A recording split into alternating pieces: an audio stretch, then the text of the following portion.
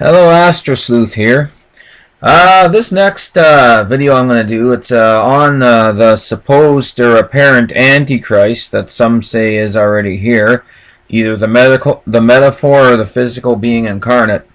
And I'm going to examine so far what is known about the Antichrist, the supposed Antichrist, and then I'm going to cast a chart. I'm going to do a chart for him based on his supposed birth date predicted by Jeannie Dixon, a 20th century medium and spiritualist. And I'm going to entitle this The Antichrist Metaphor or Physical Being Incarnate. Now, when I was a child, like occasionally on the playground, the topic of the so-called Antichrist would come up. And everyone would chime in with comments like, oh, supposedly the third Antichrist is already born somewhere.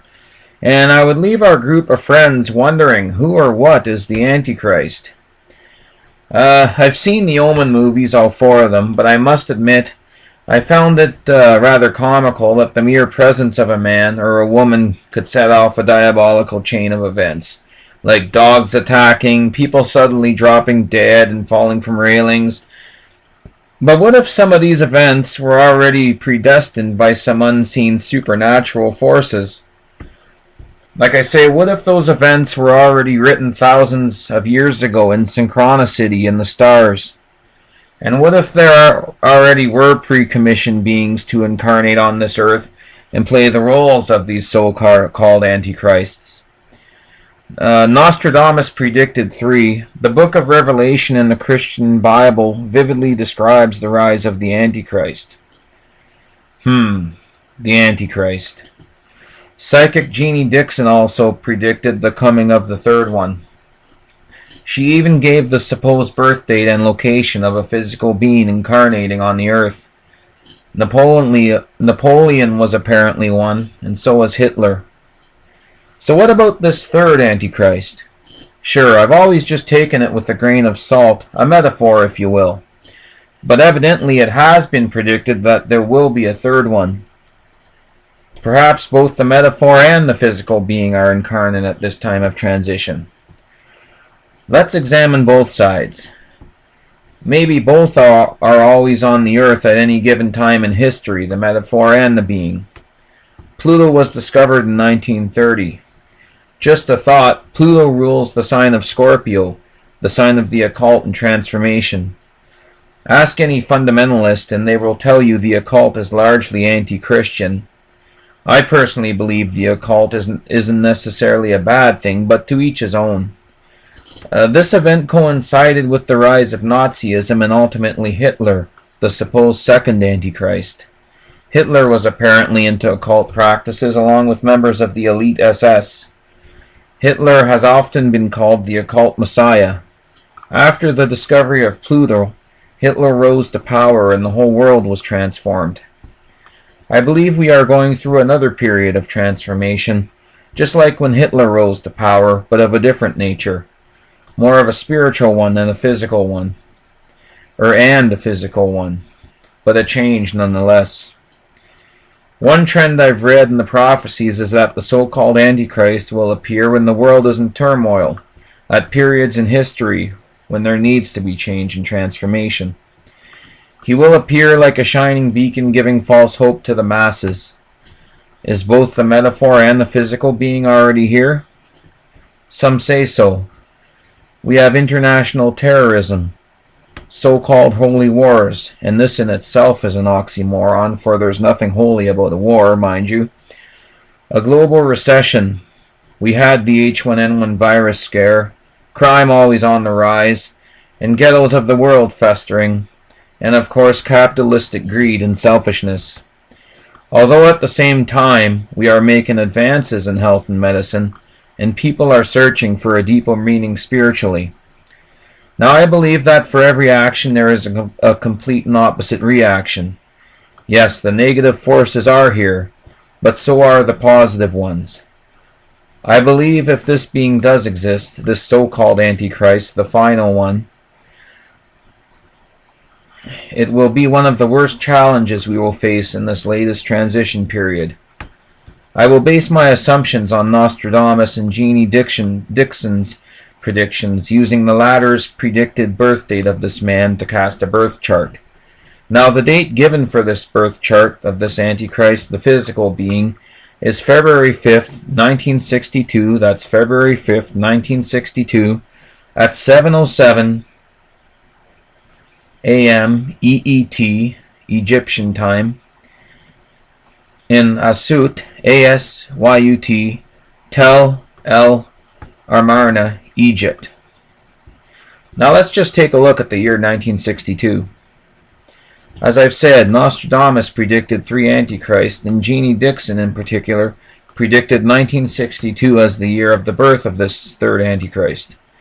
This event, if true, coincides with the dawning of the age of Aquarius, fittingly, as we shall see later. Now I'm going to do the Antichrist, the birth chart of the supposed incarnate physical being. Now, if a physical being does exist, here is a deeper chart analysis, and you can see the chart on the screen. For this Antichrist, I cast a chart based on his birth location and the time and place given by Jeannie Dixon. Now, this is standard birth time and place accepted by most in the occult community. And in February of 1962, on a little side note, Washington, D.C. psychic Jeannie Dixon had a most stirring vision. She dreamed of a child being born at 7:07 a.m. that would revolutionize the world. 7:07 a.m. Egypt time. Now, this child would later become known as the Antichrist in occult circles, and I believe this can possibly be a physical being incarnate, but also perhaps a metaphor for the times, as I've said. By 1962, let's take a look at the year again, the nuclear family structure was changing and the Christian church membership was starting to decline. And we all know that Antichrist literally means the opposite of Christ and what the Christian church stood for. That's it, that's all. Not better or worse necessarily than one another, just different in my opinion. Opposite. Mind you, there are good moral atheists and rotten judgmental Christians and vice versa. I will just talk about here about how this event pertains to the so-called Christian establishment, since we are talking about the Antichrist and society as a whole in the context of those times. I do not fully subscribe to one belief system or another. I'm just making observations. I myself am a searcher and don't have all the answers, nor do I claim to have all the answers. No one does really. No one really knows. It's a mystery. But these are just observations I've collected over the years based on what was fed to me starting as a child. Now let's look at the metaphor again. 1962. What followed 1962 was young people starting to question the Christian religion and the establishment and the breaking down of the traditional family structure that the Christian church so actively promoted. Back to the apparent physical being's horoscope for February 5th, 1962, at 7:07 a.m. EET, Asyut, Asyut, Egypt. Now, Aquarius, we'll start with. Aquarius is a progressive sign signaling change. Now, most of the Antichrist birth chart planets are in Aquarius in the 12th house. The 12th house, though, deals with illusion. Now, on the surface, the masses will see a progressive, socially conscious personality, with Aquarius rising as well. But what one sees isn't what one may naturally get in this case. Now, on the larger part, he will give the illusion of progressiveness, but he may use that same social change to deceive the masses, okay? Now, loaded 12th house, Aquarian stellium again. Now, curiously, Aquarius is not the only sign that occupies his first house of personality. No less than 3 signs occupy his first house of personality. He will be seen and come across as progressive and socially minded, if a bit eccentric and aloof in personal relations. But there will still be a certain mystique about him, just almost like an artist honing his craft, and that's the Piscean energy coming through again right now. Possibly, like I said, illusion and deception. Yet I believe this man will go boldly, Aries energy in the first house, and in some small way also come across as a militant type figure. Now, Aries only occupies a small amount of his first house. Now, this indeed shows he will appear to be a friend of the people, in quotes, and he will almost have a mystical spiritual quality to his character at the same time. Now, most of his planets in Aquarius fall into the house ruled by Pisces. Now we'll start with his natal sun. His sun is in the spiritual and escapist 12th house. Now the blending of the signs Pisces and Aquarius is significant because of the crossing from the age of Pisces into the age of Aquarius is taking place during this time as well. Now how fitting it would be if the world as we know it is on its last leg and this is the final Antichrist. Now the 12th house also rules what goes on behind the scenes, unseen matters, okay? Now I believe if he exists, this man will have a lot going on behind the scenes of power. I'm thinking a social elitist type of organization. This organization, while seemingly progressive on the surface, will be indeed hiding a lot under their nature, and people will follow him as a form of escapism until the wool is pulled from their eyes. Now this is opposing the planet Uranus and Leo in the 7th house. Now Uranus, ruling the planet of Aquarius, by the way, is in the sign of the showman. Now the sign Uranus rules is also rising. If he's alive and comes to power, this man may be indeed seen as a revolutionary, progressive again, change, radical, unusual ways in which he may present himself, and technological.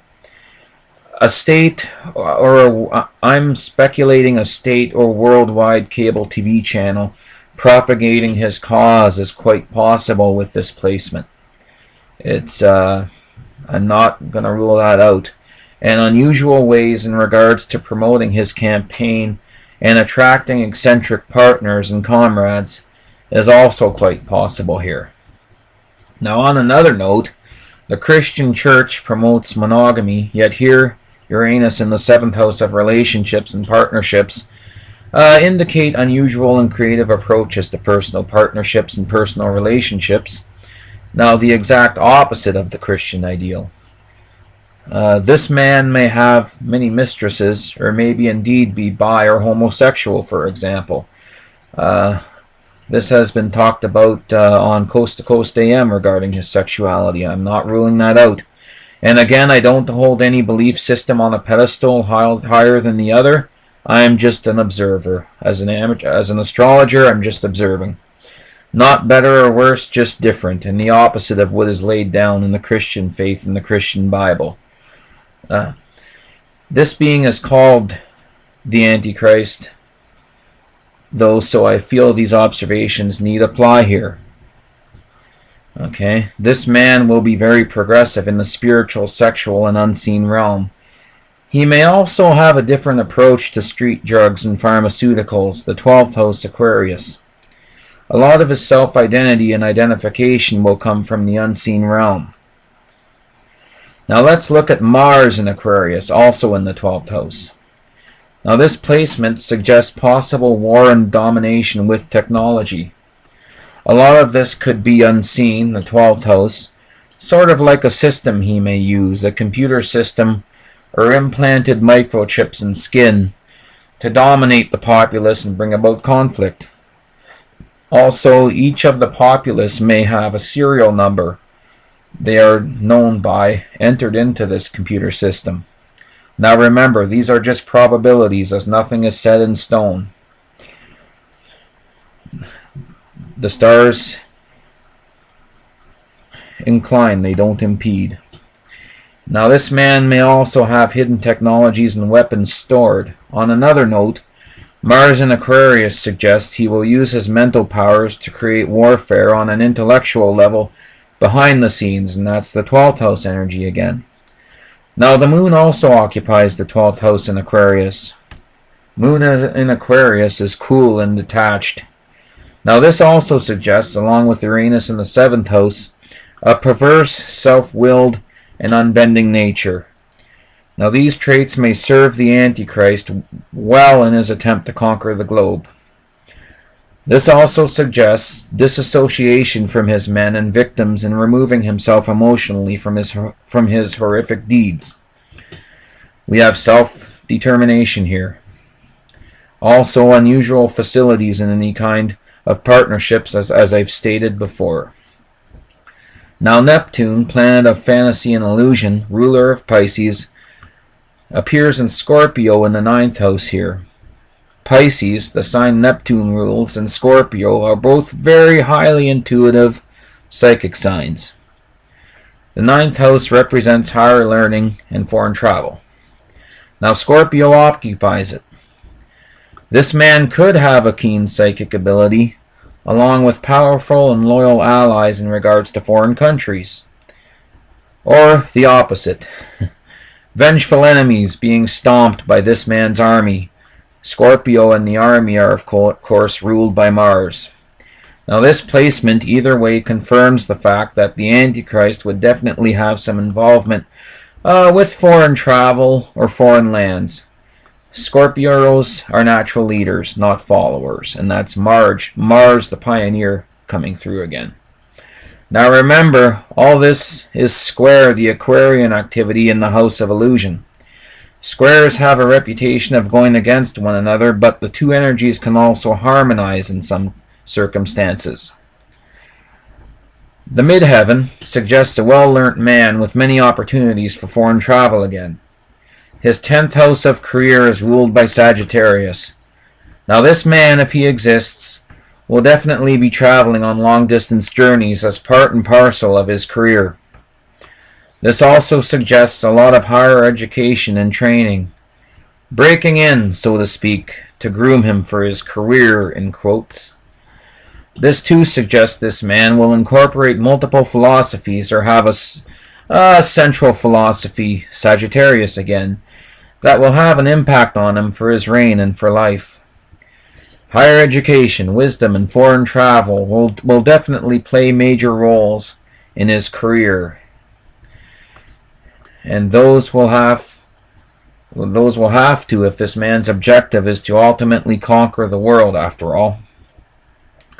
And on a final note, Pluto, planet of death and rebirth, is in Virgo, sign of service and health. Now this placement suggests this man could possibly meet his demise or transformation to another world, perhaps, serving his own cause and country, or someone else's in service.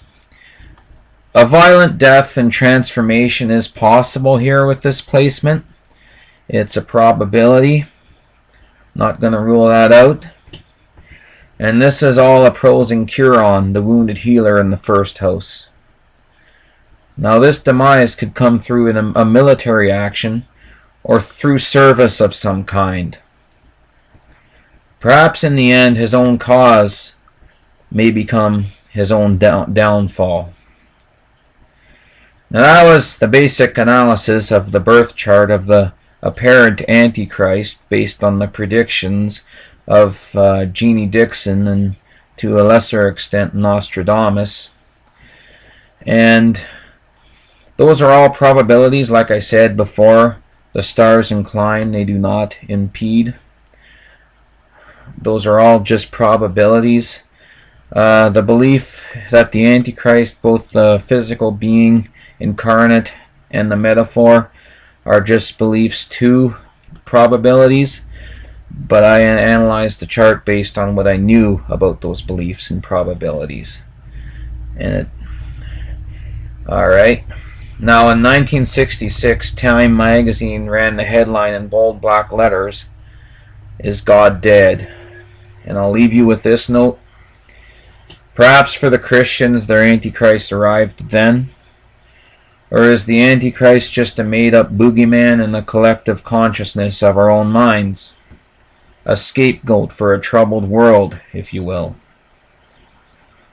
Is the Antichrist truly living among us? Or is the concept just a fabric of our own creation, made up in our minds as a cautionary tale in a turbulent world?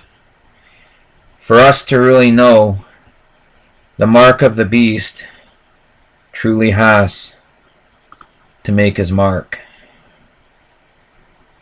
I'm astrosleuth, over and out. Have a good day.